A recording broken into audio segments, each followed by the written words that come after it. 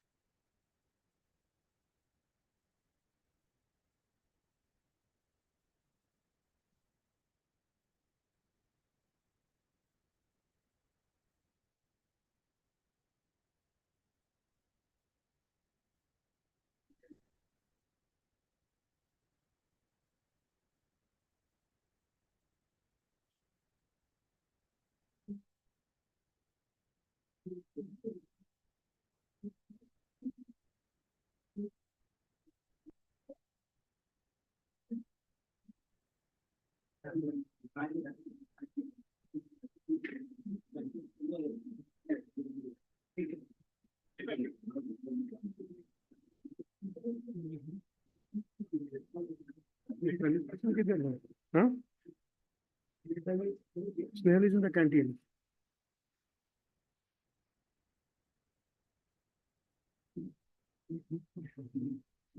We have no clue. Hey, close. It's writing on the speaker to know how many people are there. Writing on the speaker to know how many people are there. बंद कर दो. Project. That time we'll switch up. That time we'll switch. Why do you want to make it clear to me? That is what it amounts to. Generally, okay. So you can start the event.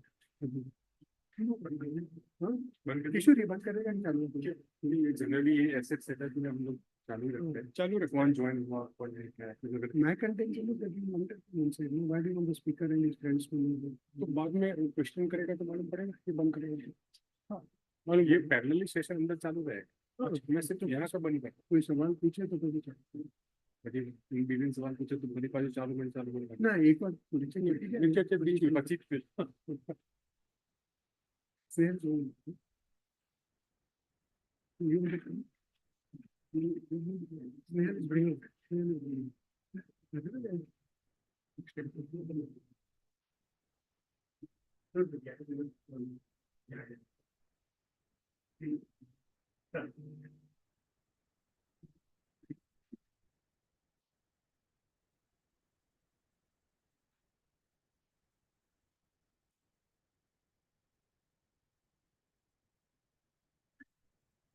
Good morning, everyone. Thank you very much for coming here. Today it's a big event, and we have a very distinguished alumni, Professor P.C. Agrawal, and many other distinguished guests. So, without much ado, I request our President of TIFR Alumni Association, Professor Vaya, to start the function. Thank you. It's an honor and a privilege for TIFR Alumni Association to organize this 22nd JRD Tata Memorial Lecture, and we have a very distinguished speaker, Dr. Ramadorai. But before we do that, we would also like to take a few minutes to felicitate one of our most distinguished alumni, Professor P.C. Agrawal. Many of you probably may not know about him, but he is the one who initiated and ran the Space Telescope program in India for several years, several decades, and two major achievements were the Indian X-ray Astronomy Telescope and a completely dedicated X-ray satellite that goes under the name of AstroSat. And in view of his outstanding achievements, not only for Indian science, but also for the world science, he was recently felicitated by COSPAR, the Committee on Space Research. It's an international body. To give you an idea about his creativity, when TIFR or India started to have space program, the Americans were way ahead. But they had individual telescopes for each wavelength, gamma rays, X-rays, optical, what you have. And therefore, anytime you looked at an astronomical object, you would essentially see only one wavelength. And eventually, astronomy is like four blind men looking at an elephant. And you had to get a comprehensive picture to get an idea about what can I have that picture, please? A comprehensive idea about what that astronomical object was. So Professor P.C. Agrawal said that instead of sort of fighting with competing with America on a single wavelength or a wavelength satellite, he decided to build what was called a multi-wavelength satellite, and that was a unique feature of that time. So the same telescope, same satellite had payloads, everything from optical to some extent infrared, all the way to UV, X-rays, and gamma rays. And that was a unique structure because all the instruments were co-aligned, and therefore you got this entire picture of, it was no longer four blind men looking at an object, but it was somebody who could sort of in real time see astronomical object in what it was worth. To the path-breaking style, to the path-breaking method, the satellite has been in space for 7 or 8 years, still producing excellent work. I believe the last count was some 250 PhDs from various universities in India, as well as various research institutions in India and abroad. And therefore, it is not surprising that Committee of Space Research should take cognizance of his phenomenal creativity, imagination, leadership, and getting the whole thing approved. I have seen him sweat. I have seen him in his most anxious moments trying to get the satellite through. And ISRO, I can assure you, is not an easy organization because ISRO leaves nothing to chance. And at the slightest thing being improper, they would essentially throw you back. And he went through that struggle for several decades. And today we have India's one of the most successful satellites and one of the most successful astronomy programs of AstroSat. So I think it is befitting that it is done that. I will just read out the citations of going on about him. I will just read out the citation of what COSPAR said. It said, Professor Prahlad Chandra Agrawal has made outstanding contribution to advances in space research in general and specifically in X-ray astronomy. Under his leadership, innovative spaceborne science instruments for use in balloon, rocket, satellite missions were successfully developed and used. As a postdoctoral research at Caltech in 72 to 75 and at JPL 78 to 80, he contributed immensely to the realization of NASA's HEO-1 A4 instrument that was launched in 76, which produced notable new science. He proposed and led the realized Indian X-ray astronomy experiment that was on another satellite, flown on IRS-P3, launched in March 1996. He was the originator of the proposal and principal investigator in 2001 to 2011 of India's multi-wavelength satellite AstroSat that was launched in 2015. So it's been in space for 10 years, which produced the discovery of a discovery class results and still is working with 9 years in orbit. He was a member of the Lunar Task Force that set up by ISRO to prepare the project report for the India's first space mission Chandrayaan-1 to define its objectives, techniques, and instrumentations. He was an effective and decisive leader who motivated and guided the instrumentations to overcome the challenges. He has served as chairperson of COSPAR panel on technical problems related to scientific ballooning in 1998 to 2006. And he was also a member of the Scientific Advisory Committee and to the chairman of ISRO from 2005 to 2018, 13 long years. That reviewed the proposals for payload for lunar, planetary, and space missions. He was a member of the member or chairperson of the governing council of several prominent research Indian institutions like the Indian Institute of Astrophysics, Aryabhatta Research Institute, ARIES, the Inter-University Center for Astronomy and Astrophysics, IUCA, and Raman Research Institute, and has significantly contributed to the evolution of research program in India and the world. So it's not surprising that we are very proud of him. And as a matter of appreciation for this award was given to him incidentally 2 weeks ago in Korea, South Korea. So let Prabhuji can give him full or token of appreciation, and we request the director to give him. Director sir, can you give him the? Please.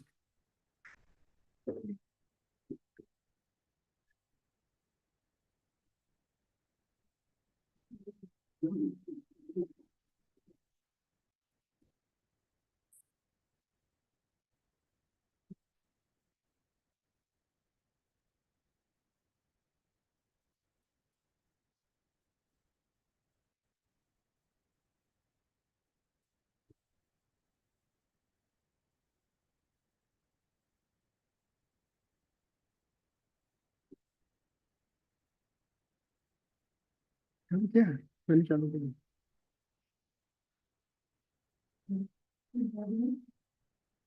Hello, TIFR Director Professor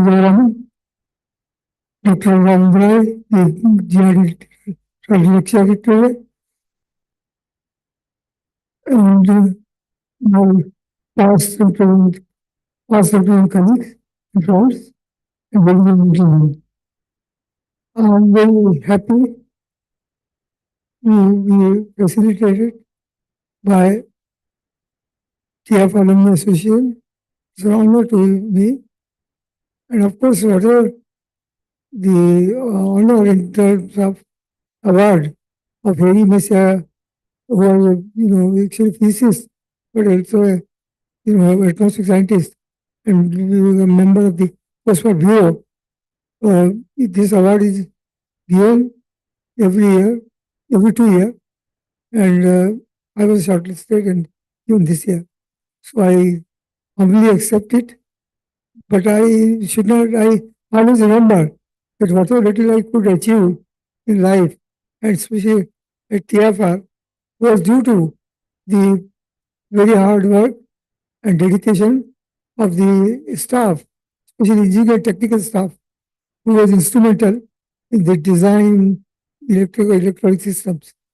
So I'm grateful to my groups who actually are associated 5 instruments, of which 3 X-ray instruments were built at TIFR. Okay? One was built at ISRO Satellite Center, and a UV telescope, which is very fantastic characteristics, was built by the Tandon and his team at Agrawal. So it was a multi-corporate, multi-organ vision, and I think it was unique of its kind. In fact, all the instruments are working. For 9 years I've been spent in orbit, thousands of objects been observed, and a lot of data is still to be analyzed. Hope it will continue to function. So this is one thing which I feel very happy that it is my last project. It is done doing very well. So I wish to thank all the members of the principal instrument teams, namely Professor K.P. Singh, Professor A.R. Rao, Professor Ramanchanda, and all the other colleagues. I'm grateful to them. So whatever little I could do is because of teamwork. And I have Paraksha, DSJD, they designed the electronics. And it was all homemade. You see, one thing which I'm proud is that we didn't import this ready-made electronics. Everything was developed in laboratory, prototype, and converted into the science mission. So thank you all very much. And I, of course, I thank my family who are always very supportive. And that is what I could do. So thank you all very much. And I feel very humbled to be, come here again. I've been able to come only after 5 years because of the COVID and my difficulties. So I am grateful to you. Thank you. Thank you very much.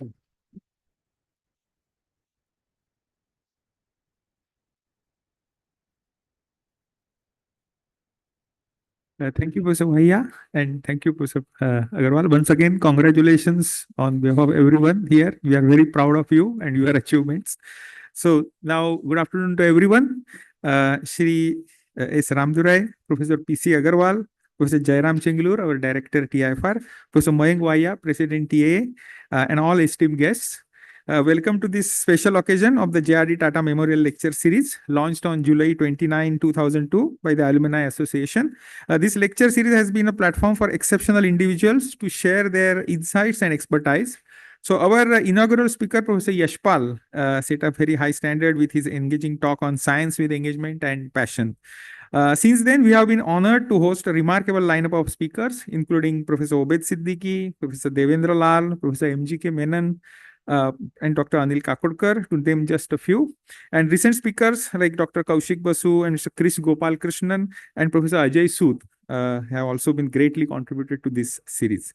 So today we are privileged to welcome Mr. S. Ramadorai as our speaker. Mr. Ramadorai, sir, is a distinguished leader with a rich career spanning several sectors. He served as the chairman of the National Skill Development Agency, NSDA, and the National Skill Development Corporation, NSDC, from 2011 to 2016, where he focused on enhancing skill development through technology and collaboration.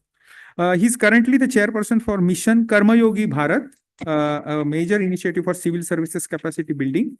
His tenure at Tata Consultancy Services, TCS, was equally impressive, where he led the company through significant milestones, including its IPO, and contributed as vice chairman till until 2014. So his contributions have been widely recognized, including the prestigious Padma Bhushan Award. So beyond his professional achievements, Mr. Ramadorai is also very passionate about photography and Indian classical music, and he's also a very avid person who looks after all these paintings and all that. He loves those. So now I request our director, Professor Jairam Chenglur, to welcome him and give them the mic.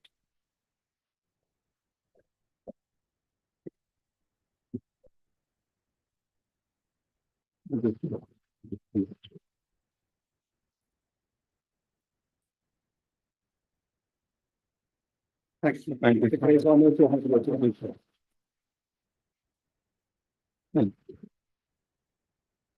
Thank you, sir. Now, without much ado, I'm honored to invite Mr. S. Ramadorai to deliver today's Tata lecture.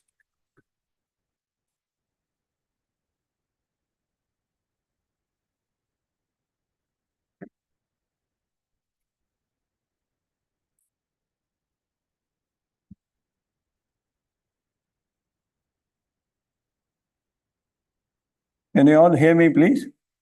Yes. I'm truly honored to be here today to deliver the 22nd JRD Memorial Lecture.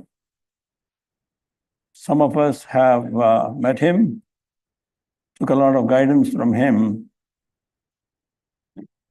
I extend my heartfelt gratitude to Professor Jayaraman Chengalur, Director, Tata Institute of Fundamental Research, Professor Mayank Vahia, President, TIFR Alumni Association, and Professor Sri Ganesh Prabhu. Before I begin, I would like to extend my warmest congratulations to Professor Prahalad Chandra Agrawal for having made history as the first Indian recipient of the prestigious Caspar Harry Massey Award 2024 for space research.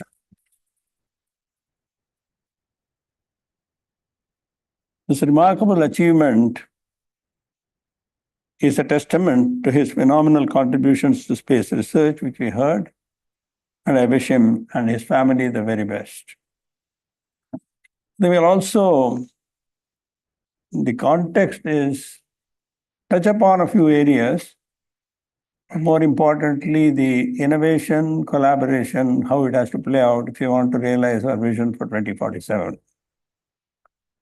We are also hit by events which are beyond our imagination or control, either geographical issues or man-made victims, which are very tough to grasp, and what happens is anybody's guess.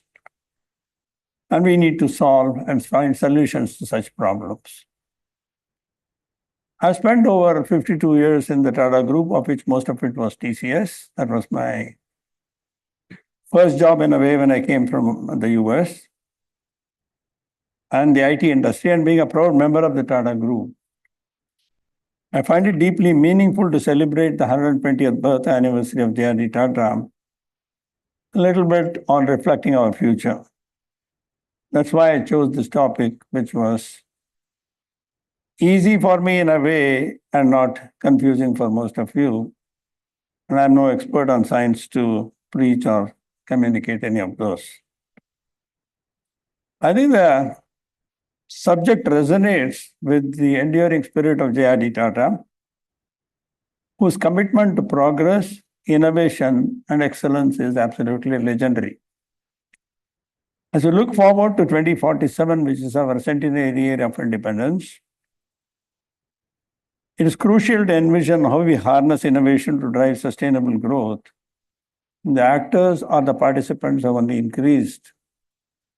This is for the prosperity of our citizens and also our influence in the world.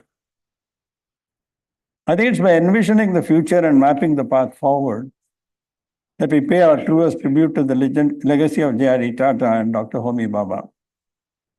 Their foresight and contribution to science and society were not just confined to their era, but were aimed at inspiring future generations to make meaningful contribution to the society and expand the boundaries of what is possible. Scientists essentially form the rare group of people who have the power to solve most of humanity's biggest challenges, whether they are climate change, chronic diseases, or sustainable supply of food and energy. But in recent decades, the scope of innovation has become highly intricate with the proliferation of digital technologies. Future breakthroughs will most likely occur when different humans collaborate and complementary ideas converge. Embracing a multifaceted approach to innovation is vital now and more than ever. We all witnessed this during the COVID-19 pandemic. We'll also move through the rich history of India's scientific research, the foundation that established a robust ecosystem of scientific inquiry in our country, and here is an example. We'll focus on the interplay between deep science and technological advances in shaping the future, and why there is a need for interdisciplinary and cross-sector collaboration among different stakeholders, essentially to achieve breakthroughs with speed and adoption of advancements at scale. I think scale is our biggest challenge. Proof of concepts are okay, but scale, and that's what we try to learn and try to practice in building an organization like TCS, which today is one of the largest private sector employees of about 600,000 plus, with a revenue of about 30 billion annual and a profitability of about 26% net margin. with a market cap of about 200 billion, which is about 50% of the whole Tata Group. And it has been there that way. We also want to dwell a little bit on the sustainability as a key theme of our times, because it has become essential for our integration of green ideas and circular economy practices into our innovation agenda. By prioritizing environmental guardianship and social responsibility, we can ensure a resilient and equitable future. I think we also want to revisit the embracing the principles and values institutionalized by JRD Tata, how to take it forward, because he put a vision in 1981 for a 2030 India.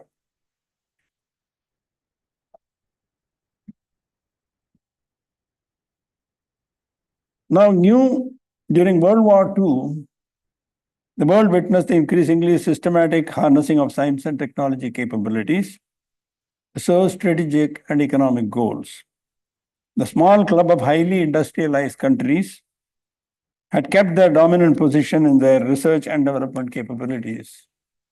But what made the world order transform was the emergence of a handful of new members who significantly increased their research efforts during the phase where India and Brazil came to the forefront, and the dynamic Asian economies, whether it was Taiwan, Japan, South Korea, China, and Hong Kong.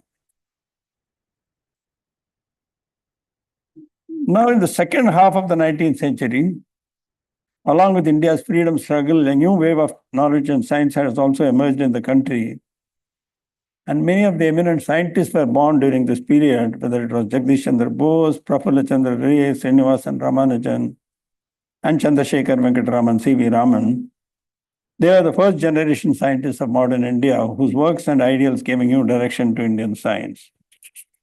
I think there is an interesting aside where the Indian National Academy and the Indian Academy of Sciences and the National Academy of Sciences were all founded in the pre-independence era between 1930 and 1935.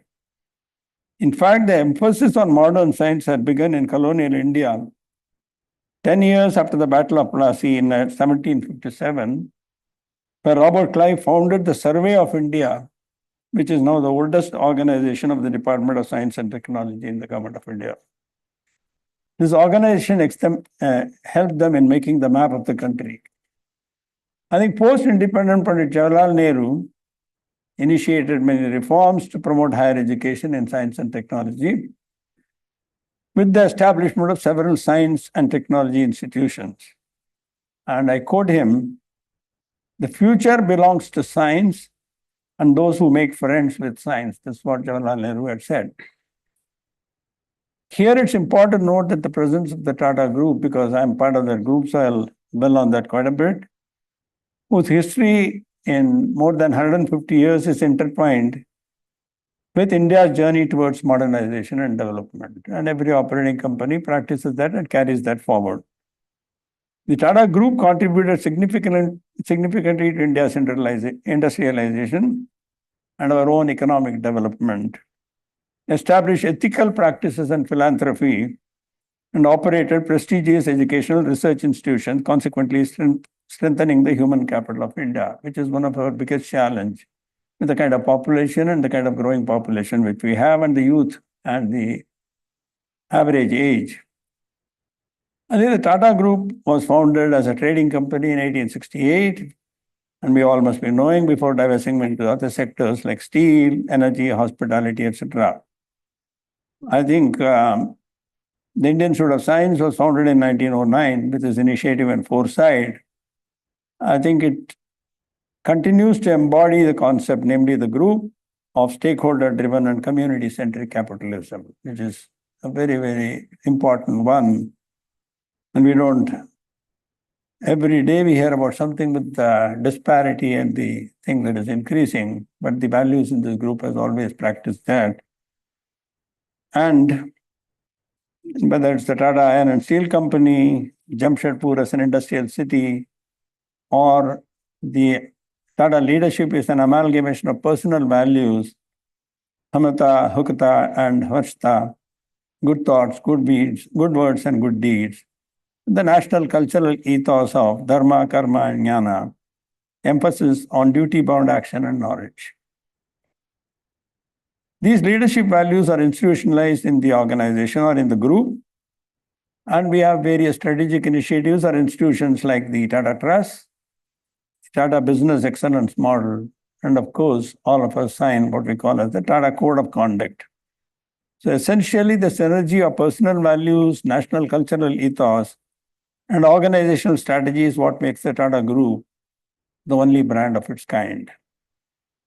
We uphold 5 core values, namely integrity, understanding, excellence, unity, and responsibility. And the commitment to nation and community building has been the key theme across its business initiatives, whether it's in healthcare, hospitality, energy, education, or consumer goods. You can go on and on, but in the mid-1990s, the Code of Conduct was introduced to codify the value systems on which the Tata Group has been built, and often referred to as the Tata's Bible for perpetuating the long-held Tata ethos. I think on the screen what you are seeing is a letter written by JRD Tata on the 15th of August 1947, where he says political independence is only the beginning of freedom. It's only the beginning of freedom. Our freedom will be complete only when it spells for all people, where there'll be freedom from fear and freedom from want. It's therefore up to all of us who can help to reshape the destinies of India, to hold ourselves responsible for the millions of our unhappy countrymen who today even lack the necessities of life. For them and for the unborn generations to come, we essentially need to build and strive to build a new India in which freedom will mean a better and a happier life, equal rights and equal opportunities, and last but not the least, social justice for all. So even after 75 years of independence, his words are absolutely relevant, or even though we had many successes, we still have a long way to go. I think other photographs are the Indian Institute of Science, established on the 27th of May 1909, and the Tata Group newsletter, 15th of August 1947. JRD became the chairman of the group at a very, very young age in 1938, at an early age of 34, and was the longest serving chairman of the group. JRD has not just inherited the Tata Group from Jamshedji, he also inherited Jamshedji's legacy of vision and commitment to innovation and the nation's progress. Under JRD's leadership, the Tata Group expanded its horizon, and it contributed significantly to India's industrial and economic landscape. He essentially strengthened the values of Jamshedji had seeded. He was devoted to bringing a world-class technical prowess to projects at home. His deep commitment to scientific research and education led to substantial investment in these areas. Of course, as a passionate pilot, and he was the chairman of Air India and established that. We are happy this has come to our fold, is now in the Tata Group fold, and you'll see excellence in the couple of years to come. I think the projects JRD played active role was the Tata Memorial Hospital. Till 1957, it was funded by the Tata Trust. I think that was his beginning of the visionary approach of JRD. I think during a meeting in 1937, JRD made a statement that would shape the future of the hospital. We should treat research almost as important as treatment. That's what he said in 1937. I think this unconventional thought became a guiding principle for many subsequent projects. He brought mobility to the nation by building homegrown trucks at the state-of-the-art engineering complex. Again, like I said, these are important milestones in the history of the group, whether it was in manufacturing, whether it was in the IT sector, in the services sector, hotels, or design engineers like the TCE, Tata Consulting Engineers. I think he also established, as you all know, which you must be experiencing, the National Center for Performing Arts. I think it was JRD's support that enabled Dr. Homi Bhabha to realize his vision of creating world-class scientific research institutions in India. Dr. Baba, as you know, being a visionary scientist, that he was understood the critical role of scientific research in nation building. And in the words of Dr. Baba, it's the duty of people like us to stay in our own country and build up outstanding schools of research, such as some other countries are fortunate to possess. I think some of us came back in the early 65, 70 era and seen how difficult the environment was, but still we kept our focus, build talent, build management capabilities to be of some relevance to the country and to the world, both from a social context as well as from a commercial context. I think we have to celebrate Dr. Homi Baba not only for his extraordinary scientific prowess, but also for his exceptional institution building capabilities, and that established a firm culture of science in the country, and it has continues and thrived for 3 decades. I think he was successful in translating his vision of creating an idea of research based on original thinking. In a presidential address by Dr. Baba in 1963 at the National Institute of Sciences in India, he had said a scientific institution has to be grown with great care like a tree. And TIFR, as you all know, or you are part of that, has since its establishment been a beacon of scientific excellence. It has nurtured generations of scientists and contributing to groundbreaking research and essentially major scientific discoveries. I think its establishment was a key milestone in India's scientific journey, and a lot of these institutions, which have been formed subsequently, are shaped from here. I think it's an amazing, proud moment for all of us. Now, there's another picture where, since I come from TCS, I thought I should put this visual. It has played the TIFR role in shaping the India's computing tech capability. The general purpose digital computer designed by the computer group of TIFR in 1956 was the first digital electronic computer to be designed and built in India. The machine was formally commissioned and later named TIFR, TIFR Automatic Calculator, in 1962 and inaugurated by the then Prime Minister Pandit Jawaharlal Nehru. I think TIFR, on the other hand, procured CDC 3600, which I visited in 1964 here. And with this, TIFR became the India's National Computation Center. And Mr. Kohli, who was my boss, who was from Tata Power and then came to TCS, was the first. TIFR was among his first encounters with the state-of-the-art computer. He came here. It left a deep impact on him in terms of what a computer could do. I think he recollected his experiences from the mid-60s when he was at the Tata Electric, and he said, then came the installation of the CDC 3600 at TIFR. TIFR said, we'll allow you to use about 20 to 30% of the time for a Tata Electric company. Of course, we did not need that much time, but we did train up people in programming at Tata Electric company based on this computer at the time. The other photograph is very interesting in terms of the Shah of Iran visiting TIFR and JRD Tata and others looking at a tabletop model of TIFR. Not many know that in 1971, TCS won its first overseas assignment in the history of Indian IT from an electric company in Iran called Tavanir. Most of the inventory control, the transmission towers, etc., were all part of our experience. Now, this is another research institution where we all played a part. The Tata Institute of Social Sciences is the National Institute of Advanced Studies in Bangalore, where other manifestations of JRD's deep conviction in the importance of multidisciplinary research. The reason I brought this is multidisciplinary research. These were established to address the research needs on subjects at the intersection of science, social science, and humanities that had a direct relationship with social impact. I think it was always at the back of the mind. Are we touching the citizens at large? Are we of relevance to the communities? Are we making a difference both in a commercial and a social impact? I think during my tenure as the chairperson of Tata Institute of Social Sciences, I ensured that we promoted research initiatives that align with JRD's vision and values. And we always subjected both NIAS, TISS to external audits, whether the program, project, institution was living up to the values of the founder itself.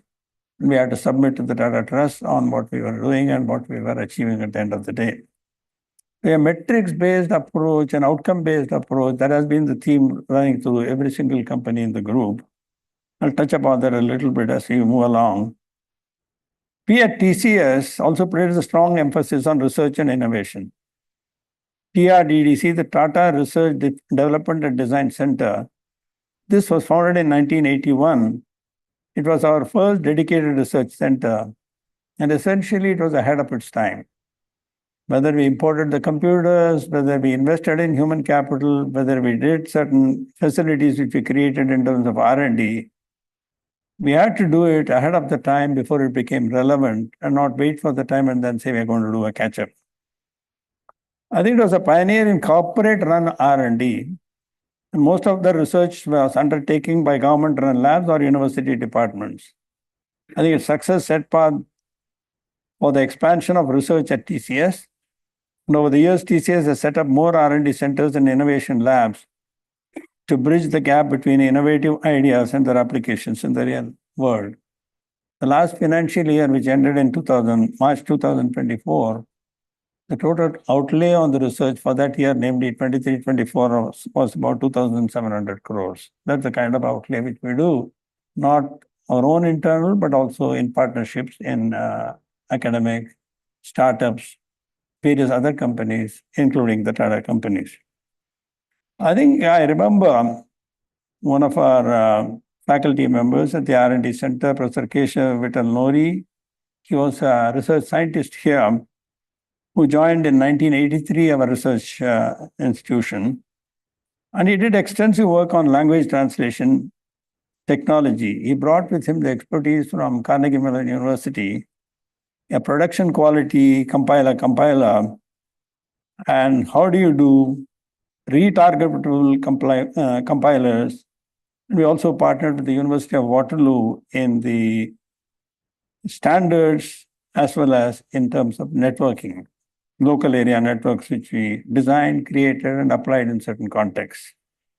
I think these international partnerships contributed significantly, helped us to apply some of these to automation of code and speed of execution, etc. I think of late we established in the year 2006 the TCS Co-Innovation Network, COIN as we call it, where the stakeholders are multiple, not just the TCS employees. And this was then inaugurated by the President of India, Dr. APJ Abdul Kalam. This was that technology breakthrough could happen anywhere in the world, but no single company, however big, could claim to be doing it all by itself. And we did some very seminal COIN collaborations was with the Stanford University in the field of privacy. And the collaboration catalyzed the creation of a suite of data privacy tools. And the partners are startups, like I said, academic institutions, some of the Tata companies, IITs, Indian Institute of Science, etc. But the more important aspect is the research efforts went beyond our core areas of interest. I mean, early research in new materials at TRDC resulted in the development of Swatch, a water filter, low-cost water purifier made from rice husk, ash, and nanosilver particles, which went on to made a huge impact as it made potable water accessible, afforded to a large number of people. We subsequently, in partnership with Titan and Tata Chemicals, designed the whole filter and then hand it over to them to commercialize the same technology out of TRDC.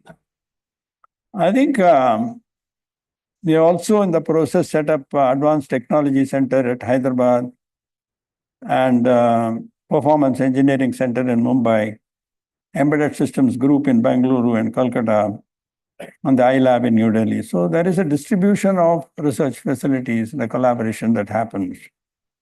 I think numerous other examples where the other Tata companies have also done. But research, the point I'm making is research becomes a very important part in collaboration and complementing with their outcome to an input for a production process or an application in a context is always the one which we focus on.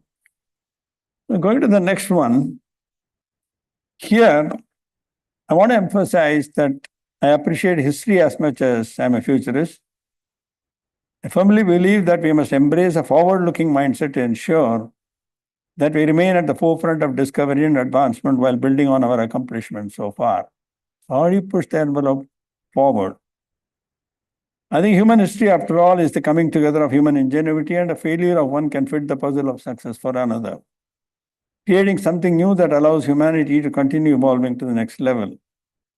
And we all have to remember that it's not just Galileo or Newton who have defined the world as we live in today. It's also thousands of others, some known, some lesser known, some nameless, who dare to seek answers and explore new horizons, either through success or through failure, who kept humanity moving forward. I think humanity builds upon the shoulders of those who dare to know and create the unknown, and our collective focus must be on the future of innovation.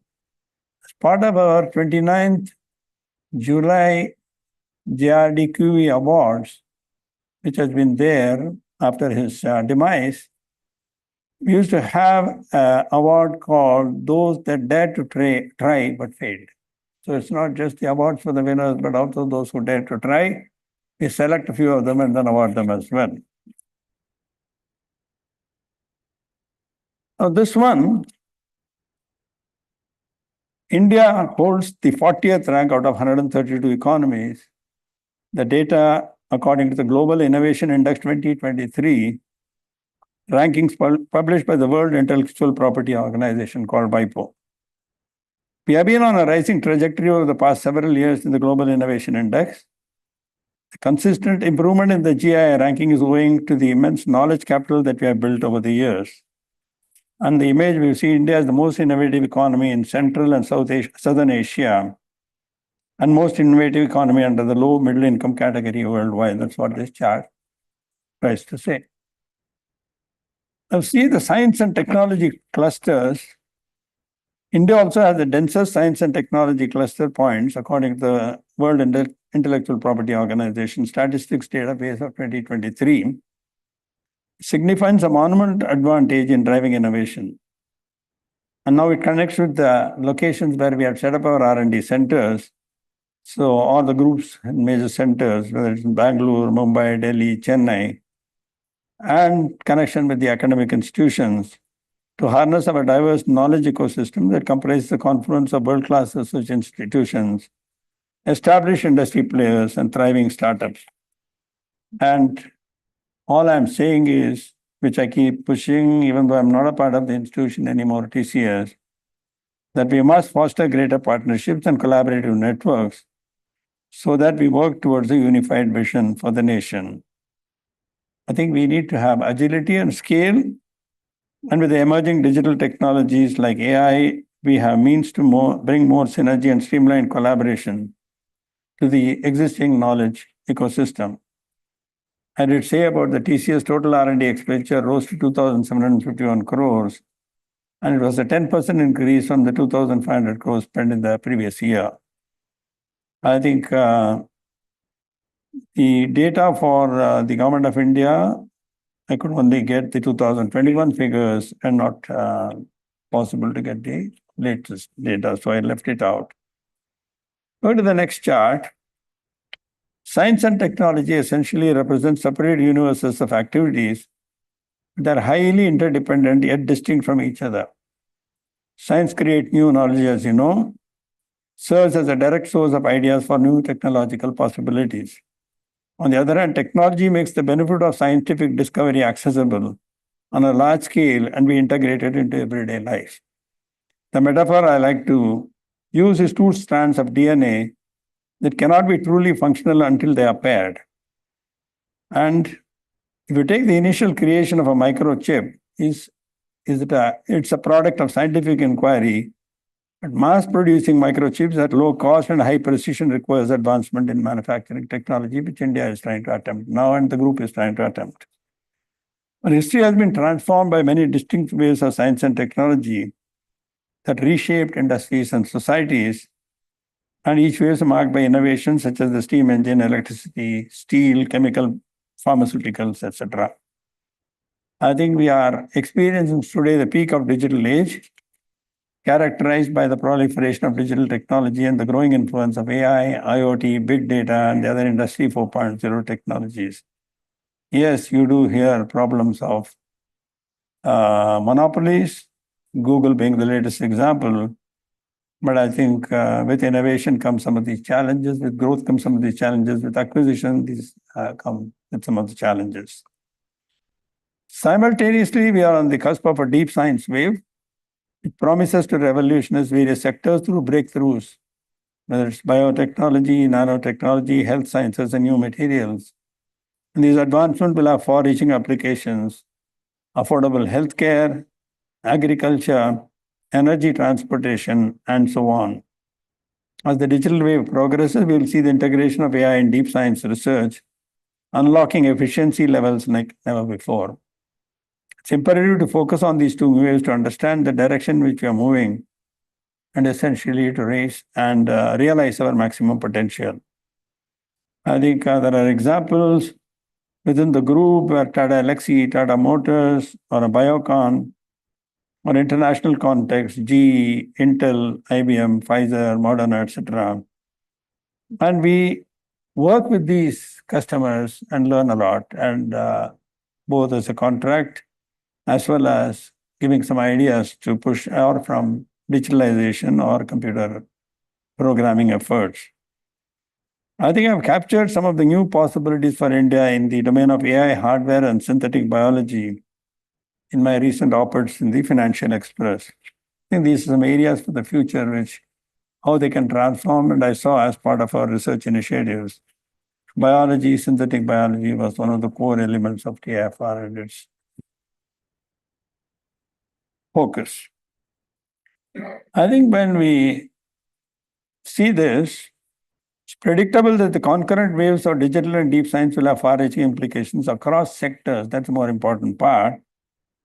I think genetics, biology, nanotechnology, regenerative machine and brain research, and pain management, the life sciences and the healthcare sector will undergo significant transformation. One of the things through the non-profits which you work is how do you bring affordable healthcare? And a simple one through a foundation called the I Hear Foundation. The newly born children to 4 or 5 years old, our country has a deafness of about 4 to 5 lakh children. How do you address this problem? Even to simply measure or to know whether the child is deaf at the birth, and also how do you codify it to make sure that the treatment to the ear, whether it is a cochlear implant or any other invasive surgeries, can be done. Otherwise, so many of the children go unattended. They see some things which we see, a manufacturing or distribution or marketing or enabling that through the various channels is what the Tata Group would do. But the basic research may come from practitioners and or manufacturing designers, etc. That's where the startup ecosystem plays. I think the energy sector, again, number of innovations in green hydrogen, renewable energy, energy storage, and carbon capture solutions and fusion technologies, and clean technology and cleaner technology and carbon emissions lower, etc. And the reason I'm saying that is how we measure. I'll come back to that within the group itself. I think again, here, we look at the agri-food sector.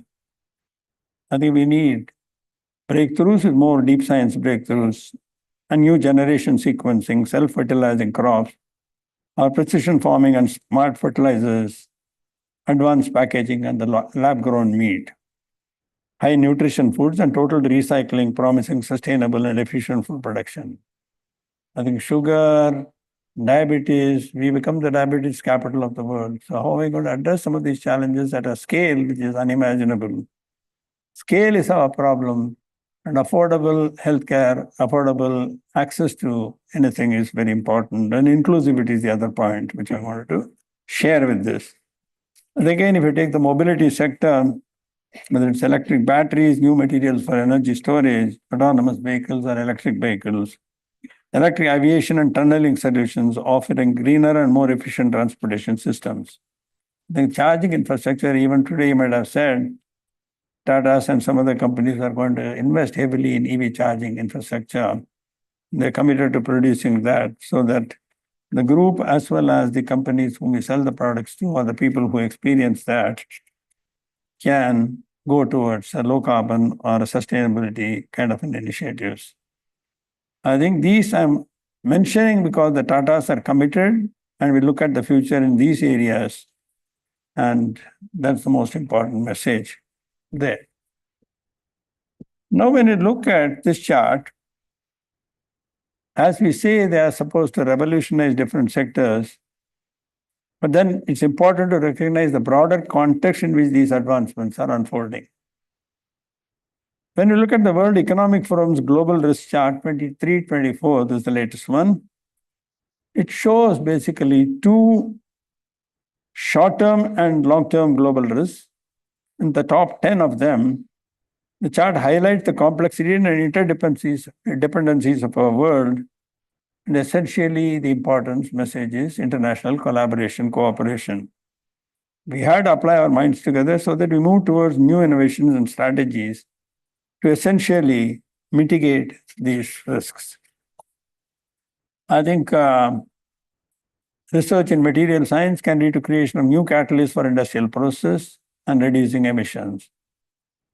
What we are essentially saying is all these can create new inclusive socio-economic models, reducing essentially the strain on societies and the environment. I think in 2024, we have seen already major climate disasters, including devastating floods in several regions and unprecedented heat waves affecting millions. Cyber failures have disrupted critical infrastructure, impacting everything from transportation to healthcare to banking. Other major worry is the disinformation is fueling polarization in a year when 40 countries have elections. These are not isolated events, these are new constants impacting our lives as we speak, highlighting the urgent need for robust strategies and action. I think the technology is being misused, and how do you address some of these issues? So this offers an important, huge potential, but our success will ultimately depend on how effectively we address and mitigate these global risks. Now I'll touch upon the collaboration and agility. I think if we want to achieve the agility and the time for speed, agility in innovation is a must, and it can be achieved through a robust collaboration. When we have diverse stakeholders coming together and foster an environment where unique perspectives and skills converge, that is when new solutions and possibilities emerge. I think the spirit of collaboration has been innate in the history of TIFR, and I happened to read the book Growing the Tree of Science, written by Indira Chaudhary, where Dr. Baba's efforts to promote a culture of science without borders is very well documented. I think that's again a message for all of us to see. I think a very poignant story of Dr. Baba's sense of borderless collaboration concerns the Chinese mathematician S.S. Chern. During the intense civil war in China in 1948, Baba wrote to Chern at the Mathematical Institute of the Academia Sinica at Nanking, which Chern himself had founded in 1946 after returning from Princeton. Dr. Baba offered an invitation to Chern to spend 1 year in TIFR as a visiting professor. By the time Chern had already accepted J.R. Oppenheimer's offer at the Institute of Advanced Study at Princeton, but was deeply grateful to Dr. Baba's invitation. This story reflects the generosity of spirit and the global mindset that one is needed to have to build an institution of TIFR standing. It's a beautiful example. I think my own understanding, I don't know that this one, Dr. Baba also extended an invitation to Richard Feynman in 1952 to spend a couple of years at TIFR as a professor of theoretical physics, which Feynman declined. But that's again, we could pick some of these snippets from the Tata Central Archives in Pune. I sent my team to there to get some things which are extremely important, relevant. I think promoting borderless science at TIFR, was shaped by own reflections on the career of I talked about it, my wife's uncle, Professor Sundaresan Narayanan, who spent 42 years here as a researcher. And his work were in the fields of diverse as cosmic rays, gamma ray astronomy, particle physics, and mathematics, and his career were marked by numerous international collaborations. What struck me most deeply was not the breadth of his research, but the way TIFR facilitated and encouraged his expansive inquiry. We at TCS collaborated with him at several instances. One interesting project being computer-aided design of complex Polam Darangolis based on Fibonacci numbers. We collaborated with him also on the cybersecurity, and his published papers have been digitized completely by TCS and given to Dr. Narayan when he was at the age of 81. He passed away a couple of years ago. But I think this culture of intellectual freedom, openness, and cross-border collaboration is what has been a defining aspect of TIFR's and the Tata Group's legacy, something we must remember, preserve, and propagate. And that's what we need for the kind of problems we need to address in the scales that we. This is just multiple ways for research collaboration. All of you must be knowing this. A recent triumph with the Chandrayaan-3 mission, where Tata Consulting engineers also participated in other number of private players. I think Google's collaboration with the Consortium of Cybersecurity Clinics represented a remarkable example of how industry partnerships can address emerging challenges. I think they are enhancing the cybersecurity education and developing new strategies to protect against cyber threats. They also have a collaboration between Google Health and Stanford Medicine. And these are all examples. And recently, we have entered into a strategic partnership with the IIT Bombay in the month of May in 2024 to develop India's first quantum diamond microchip imager. This venture is poised to unlock new levels of precision in the examination of semiconductor chips, reduce the chip failures, and improve the energy efficiency of electronic devices. I just wanted to talk about the startup community here. Today, the Indian deep tech startup ecosystem, with over 3,000 startups, is growing at an impressive 53% CAGR across 85 cities and represents a dynamic force driving innovation in fields ranging from disease diagnosis and autonomous vehicles to video analytics and emotion AI. It's important for all of us to remember these happenings, collaborate wherever possible, nurture some of these by seed funding, but I think build those inventive use cases and build essentially a symbiotic relationship, bringing more agility in the innovation ecosystem if you want to realize our dreams of 2047. I think we can include more actors into the fold who bring ground-level insights and practical experience to the table, such as the local institutions, implementation partners, and community groups. An integration of international bodies provides a global scope to share the best practices across borders, governments, again, having a pivotal role to play by providing the regulatory support, funding, and policy frameworks. There's an array of stakeholders. I think recent budget also addressed the startup issues of angel tax, which was a bugbear, and I think that's been addressed as part of our budget. At the same time, digitization, of course, ensures that we make our collaborative innovation networks more dynamic. I think the integration of AI can greatly increase our research efficiency by automating data analysis, predicting trends, and optimizing resource allocation. I think these are very, very important, which I thought I should mention with the startup ecosystem. The common forms of partnership, I don't want to dwell too much on this, other than the academia and the collaboration with the industry is absolutely critical. I think in 2003, I just want to mention because I was personally involved in it, we developed the Tata BioSuite, versatile software package for advanced biotech research in collaboration with India's leading academic institution through the New Millennium Indian Technology Leadership Initiative, which was essentially sponsored by the Council of Scientific and Industrial Research. It was one of the earliest experiments through a public-private research collaboration, which we did at Pune, and took it to the market together. I think TSR, TCS and CSR again have recently joined forces to design new chemical entities using AI to treat SARS-CoV-2. I think there's another one which we have set up across the world called TCS Spaceport Innovation Hubs that have been set up across the globe, including multiple locations in India.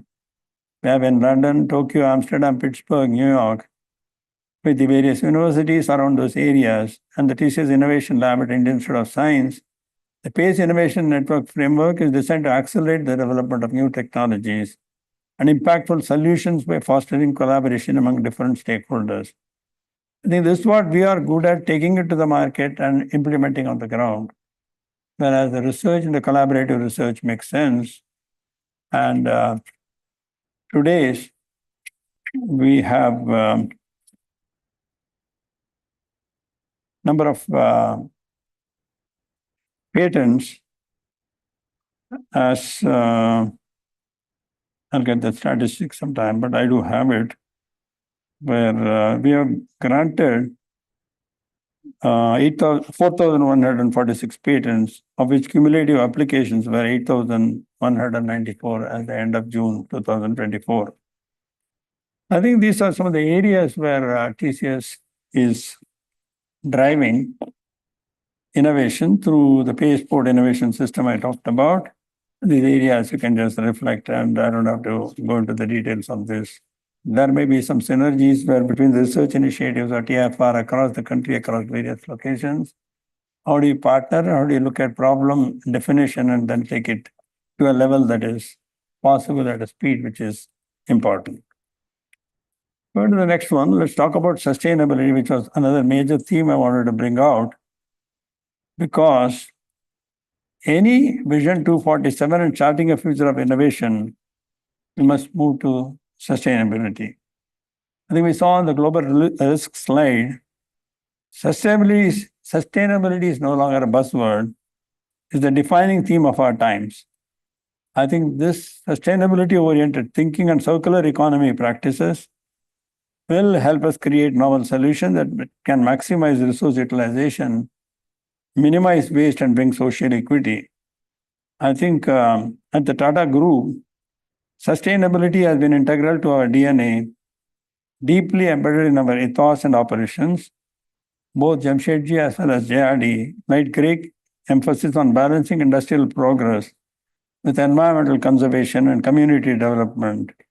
And we created what we call as a Tata Sustainability Group in 2014.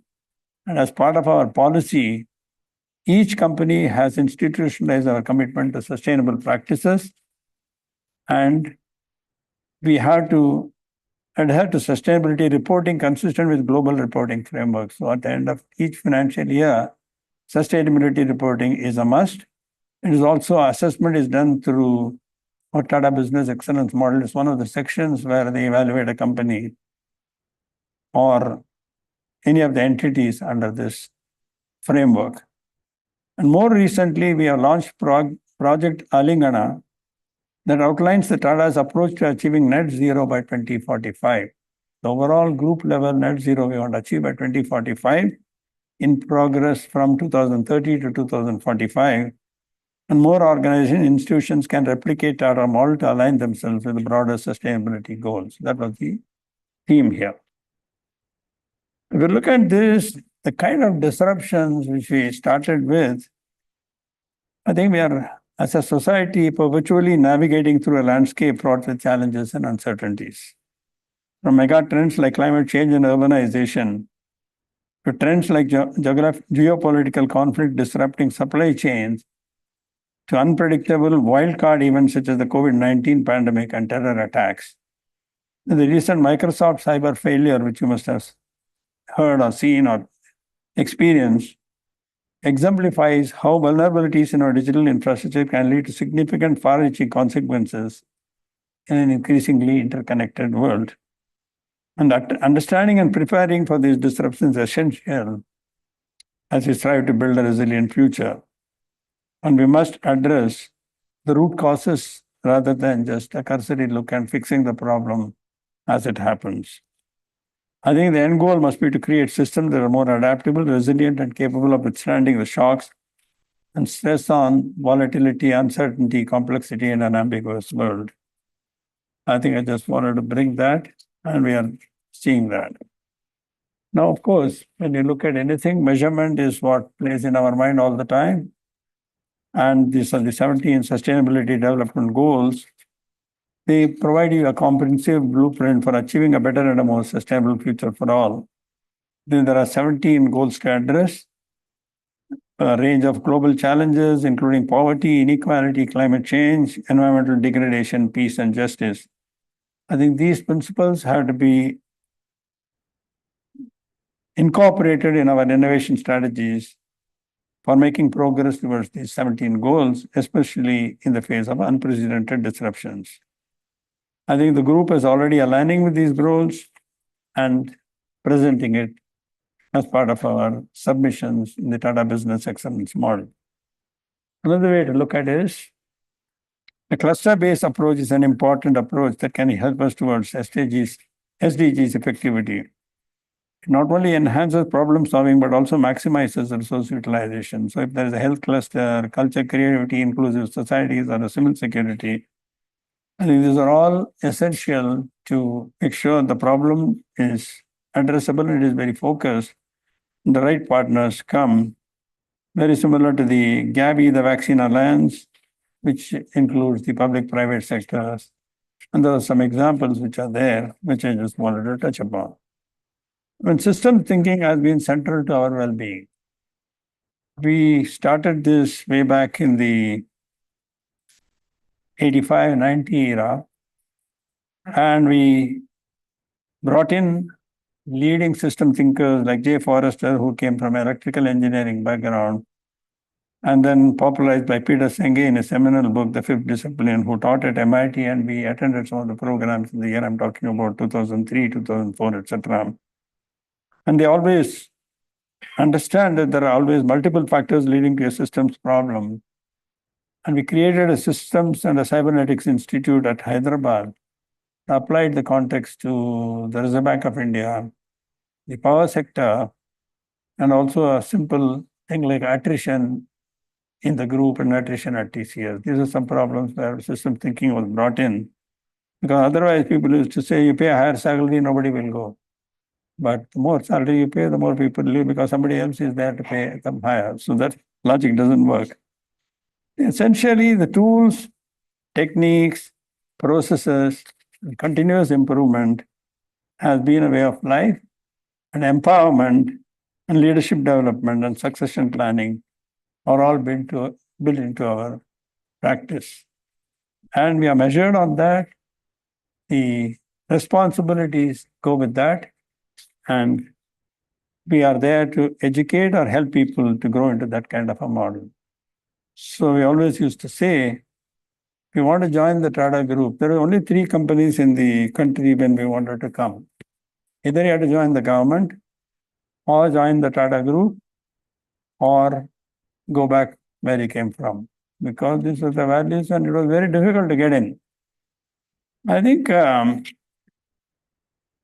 very important is the impact assessment.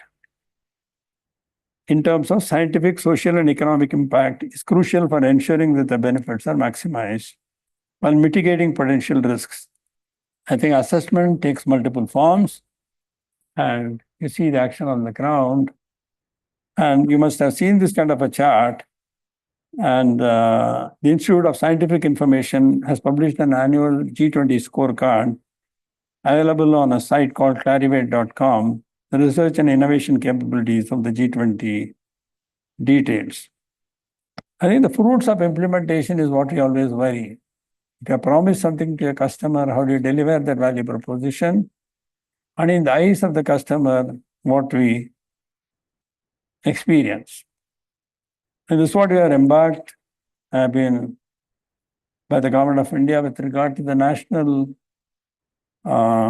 mission, Karma Yogi mission, where we have built a digital platform with a cloud infrastructure and a content that is provided by multiple people, whether it's the central training institutes, advanced training institutes of the government, or by academic institutions or training providers, including the private sector.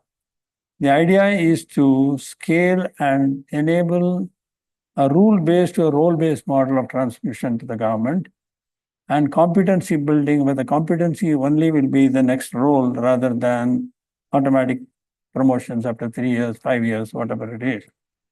We have so far built about 40 lakh civil servants on the platform, and the task is we need to get about 34 million, including the states. But on the scale of this initiative has never been done as a human resource exercise in any part of the world. I think this is the kind of pushing the envelope which are happening. I think that's what we learn, that's what we practice, and that's what we day in and day preach based on the value systems put by the founders. I think coming to the last section, I think we are approaching our independence 2047 centenary year. The vision for the future as given by the government, as pushed beyond 2030 from the late JRD Tata, is both ambitious and transformative. First and foremost, the Tatas always think of as nation builders in partnership with the government and citizens and the community. This theme we never forget. Sustainability has been added into the community at the center, which means, like I said, people, processors, technology, innovation partnerships, and a very data-driven approach and a continuous improvement. This is what is our feedback system, which works every day. I think this vision intersects with the enduring legacy of JRD, who in the 1981 lecture, India 2030, envisioned a future of controlled population growth, scientific breakthroughs, and robust economic growth. He said India has made significant strides on many fronts, yet challenges remain. But by drawing inspiration from JRD's values and leveraging contemporary frameworks, which I talked about, the Tata Business Excellence Model, we have the opportunity to realize our vision across multiple parameters. I think we also started an initiative with young minds to help them think in a positive direction. That's what we call as a Tata Building in India essay competition. Provides a unique platform to encourage young leaders of tomorrow to showcase their expressions in writing on a host of national and social issues. A simple idea that can help us build a participatory models for envisioning the future. Here, just articulating some of those in 2047, citizens at the center, and the numbers you know, we want to create a $35 trillion economy. The government has put these, enhancing digital connectivity for all citizens and promoting a sustainable development. The envisaging in all these sectors, I think not a dream, but an achievable reality is what we believe. And with unparalleled science and technology capabilities, a robust pool of STEM talent, cutting-edge digital public infrastructure, and immense potential for our demographic dividend. But we have to take it to the remotest part of the country to make sure these innovations or innovation happens there and application happens. The implementation is critical for turning policy frameworks into tangible outcomes. Well, we already have a strong policy framework. What we need is simplification of policies and focus on implementation, and large-scale adoption that touches the life of every Indian. I think the Tata Group's success over the 150 years is a testament to the power of effective implementation, unwavering focus on outcomes. I think JRD was deeply passionate about implementation of ideas, something that was main driving force for his success. As a thinking community, we all bear the responsibility in our own way for realizing India's vision of 2047, and we must work towards ideas not being just conceived, but executed effectively for the greater good. I think as JRD Tata once said, uncommon thinkers reuse what common thinkers refuse, reminding us to continuously innovate and strive for excellence. Then there were some profound words which he covered. I think this is happening as we speak, the digital public infrastructure, where we want to become citizen public infrastructure for the world, for public good. And this can be India's contribution through the global south and taking it to the other parts of the world. We are considered as a leader here. So population scale projects, Aadhaar, UPI, CoWIN, ONDC, DigiLocker, which are made paperless, cashless, and presenceless services available, and potential for further innovation and digitization across sectors, like we articulated, whether it's healthcare, education, etc. I think we work with the IIM in Bangalore to enhance this, and how do you take it forward without saying is our ownership, because it's absolutely open source and we can share the knowledge and help the people to seek the benefits. Now, this is a small worldview of 1 and 2. This interesting table contrasts two different worldviews, essentially worldview 1 and a worldview 2. And before we end the session, I thought it'd be interesting to bring this up and we could have a bit of fun. It's a greater way to see which worldview we align and more closely. Let us take a few moments to go through it together and to discover whether you lean towards worldview 1 or worldview 2. And if we consider each of the parameters, one is worldview 1, economic focus, prioritize GDP and growth metrics, details oriented. Focus on sustainability and the big picture oriented. Measuring the world, value quantitative indicators, numerical data, tangible gains, or value qualitative indicators, collective well-being, intangible gains. Policy and reform, support policies that grow the pie and distribute the benefit. Support policies that promote decentralized growth and create opportunities for inclusive development. Inclusion approach prioritizes individually, uses a one-size-fits-all approach, or emphasizes community participation and seeks diverse and network solutions. Governance style operates with a top-down approach like a conductor leading an orchestra, or uses a collaborative, flexible approach like a jazz leader working with others. Organization style, centralized and hierarchical, or networked and collaborative. Leadership style, like hedgehogs, has a single and a clear focus, like foxes, adaptable and diverse. Science and nature, controlling and redefining nature, harmony with nature. And innovation goals, intellectual property and reward-oriented action, or open source knowledge, affordable and accessible innovations. I would like to hear what you people, whether you all align with worldview 1 or a worldview 2.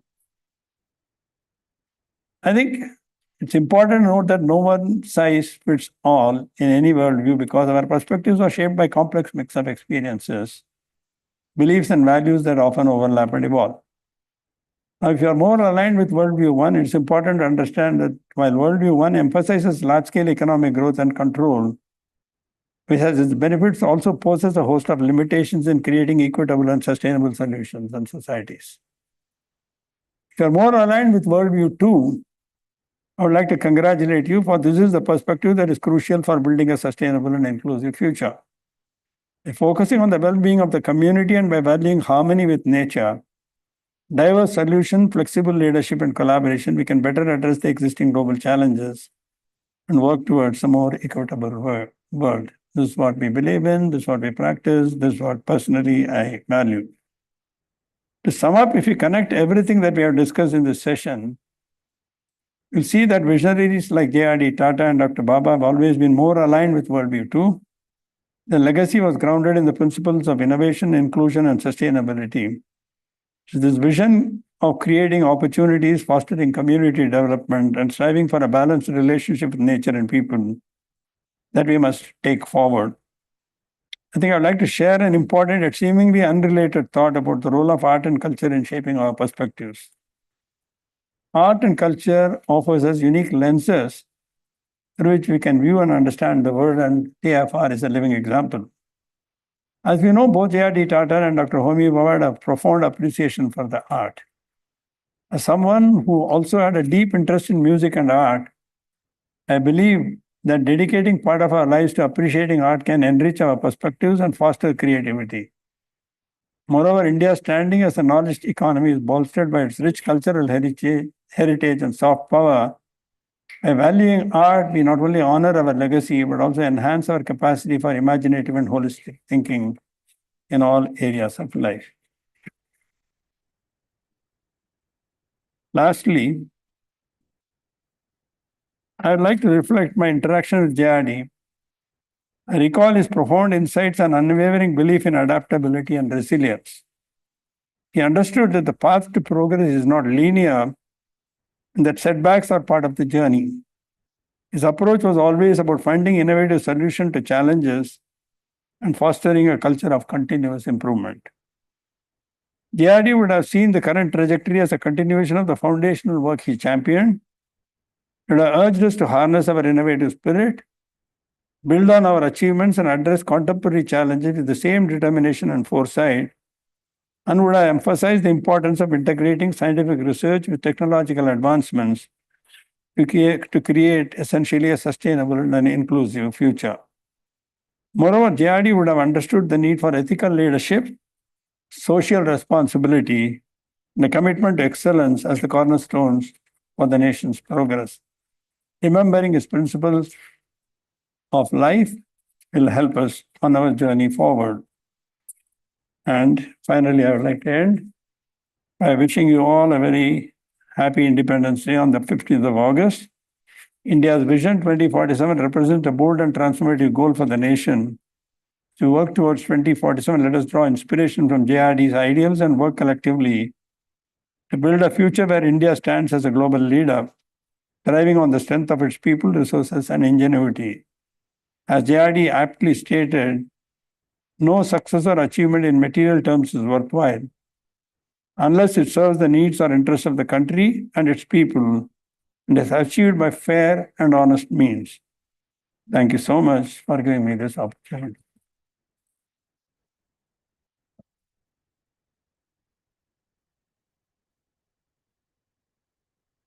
Thank you, Dr. Ramadorai, for such a wonderful talk, and this is so.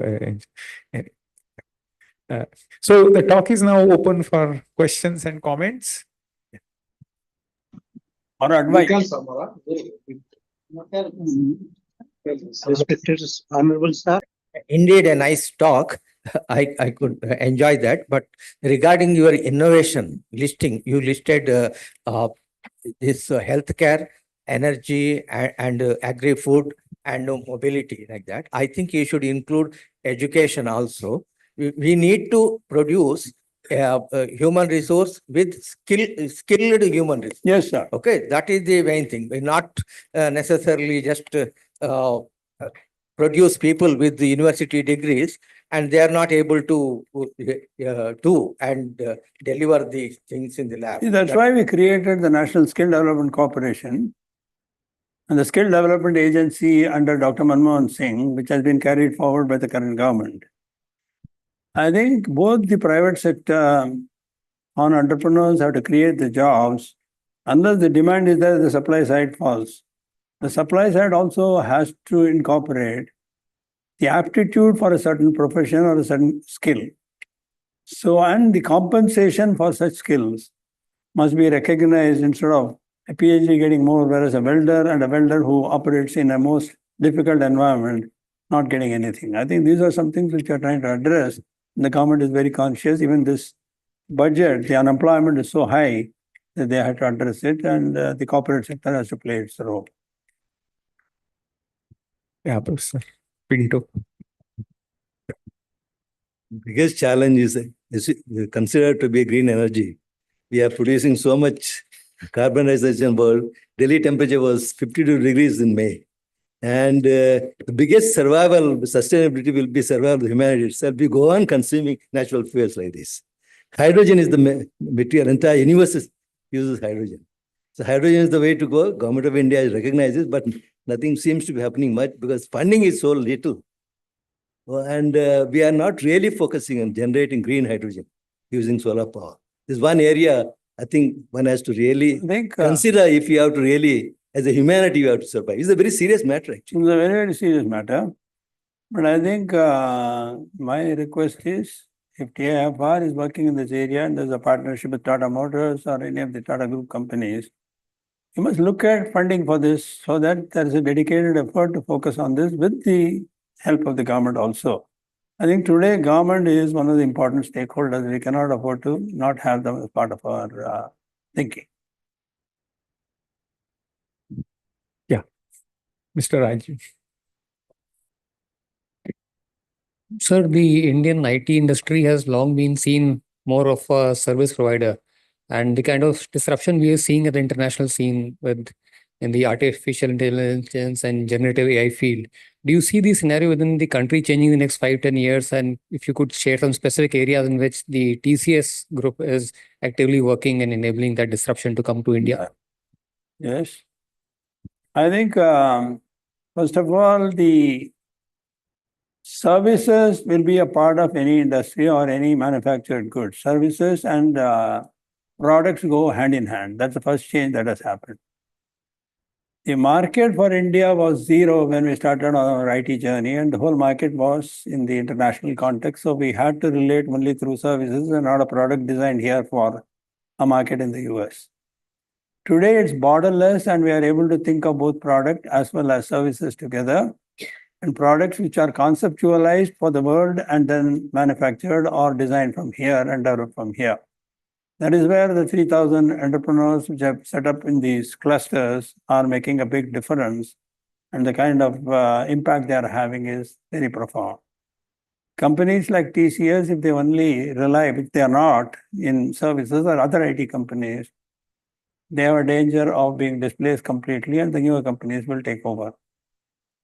And the innovation and innovators' dilemma is that where Professor Clayton Christensen from Harvard, who no longer was on the TCS board, has captured some of these and how companies fail or how industry fails by not innovating enough. And this message has gone very, whether it's healthcare, whether it's education, whether it's skills, whether it is manufacturing, whether it is services.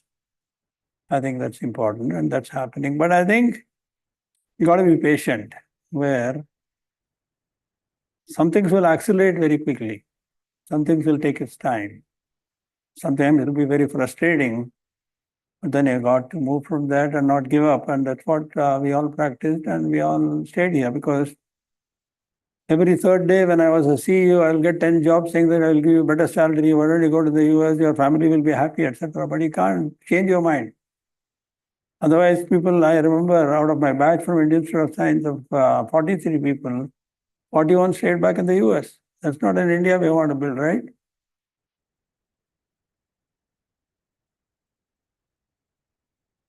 Are there any director?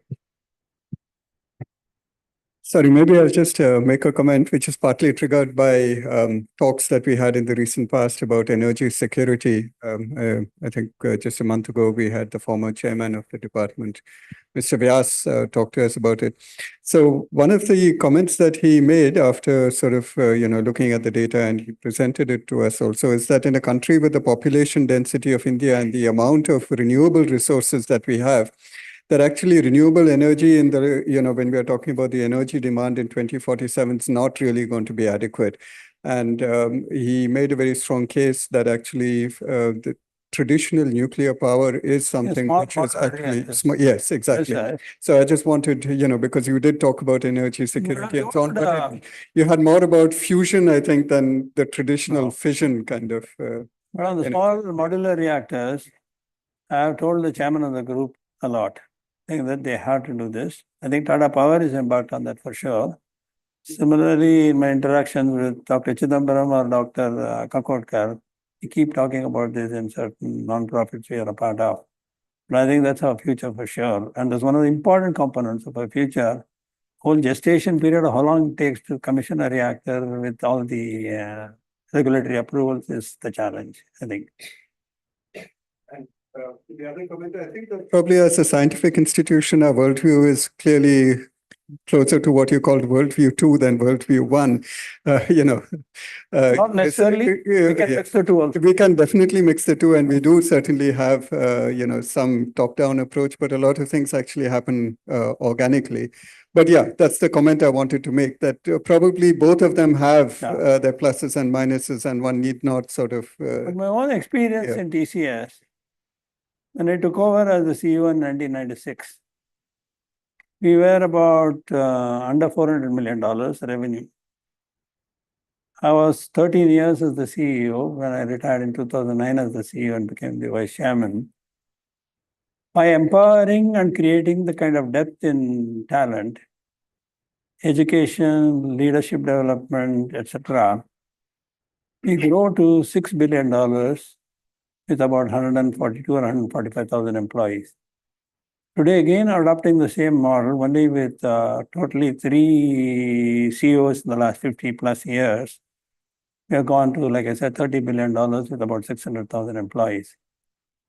My challenge to them is, how do you reduce 600,000 to 300,000, put the other 300 somewhere else, but get a quantum jump in terms of a $60 billion company or a $100 billion company, because the tools are available, AI is available, reuse is available. So you're right, it has to combine, and disruptive ideas has to be embedded in corporations. Corporations, as they become bigger, they become themselves a drag. A lot of hiding happens where you cannot easily make out how somebody is floating around. But I think you have to keep cleaning the processes every couple of years, strategy again, and that's what the board is supposed to do. So these are important messages. But I think we have built a culture of listening, culture of inclusion, culture of experimenting, and not being afraid of failures. But we can learn from all of you. And the main message here was, as I looked at it and looked through all things, activities TIFR is doing, 1 or 2 projects may not be enough. How do you scale up to see more projects of more focus with the group itself? And looking at the budget of TIFR from the government, to me, if I were any of you, I would say, why can't you aim for a 5,000 to 10,000 crore budget? Can we handle it is the other question. But that's the kind of number we should focus on, to say that we want to build research capabilities, the funding to the extent, make a very big difference to all of our lives. Except that I won't be there because I'm already reaching 80. No, thank you. I think we would be very happy with those numbers. But the question you asked, can we spend it, is a good one. And because I think these two things have to go hand in hand. Exactly. That the capacity to spend depends on your on the ways in which you are permitted to spend. So I think some reform on both sides is probably needed. And even that is a area of exploration, to say that how do you, that kind of an allocation, how do you allocate the resources? I agree completely. Yeah, so if there are no more questions, I have just one last question. I mean, rather your comment on that.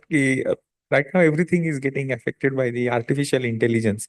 So any comment on that, that how do you see this in the next 25 years? It will displace some jobs for sure, which is repetitive, which can be done by the bots rather than human beings. But I have given a challenge to one of the group companies to say that, why don't you replace the CEO with a bot? Good work. Yeah. And she took it very seriously, saying that, there's a good idea, sir, I will try. Let's see. Yeah. So, yeah, Kausalya, just 1 minute.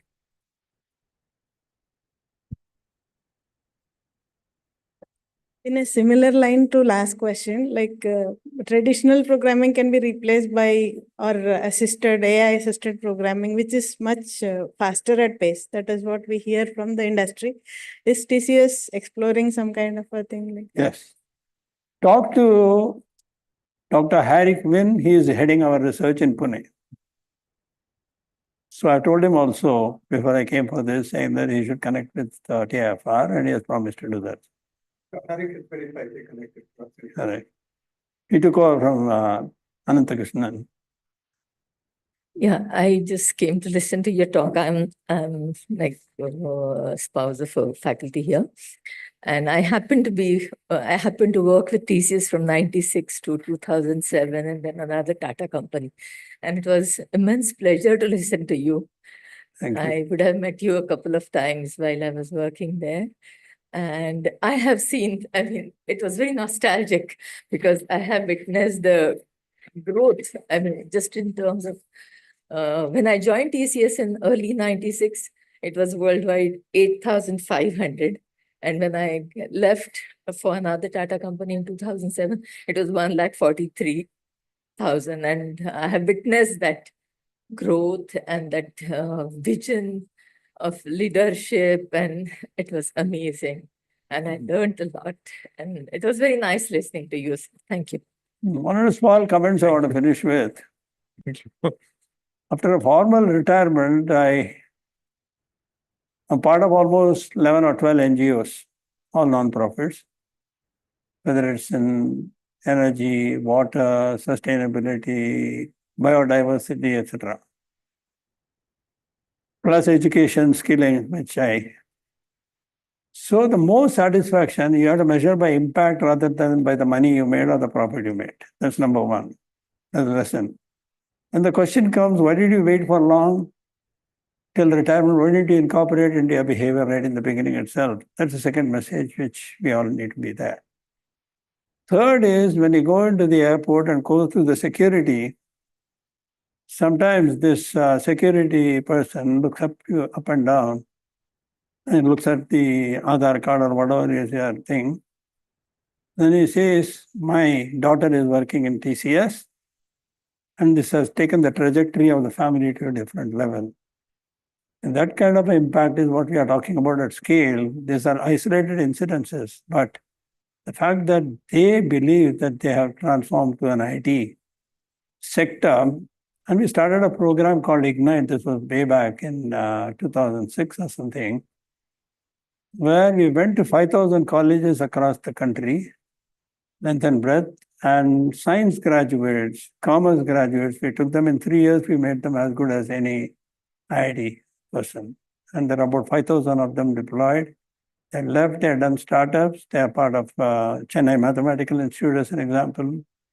These are the kind of transformations we are talking about where CEOs or leaders have to measure, and this is the value system which the group has given us the opportunity.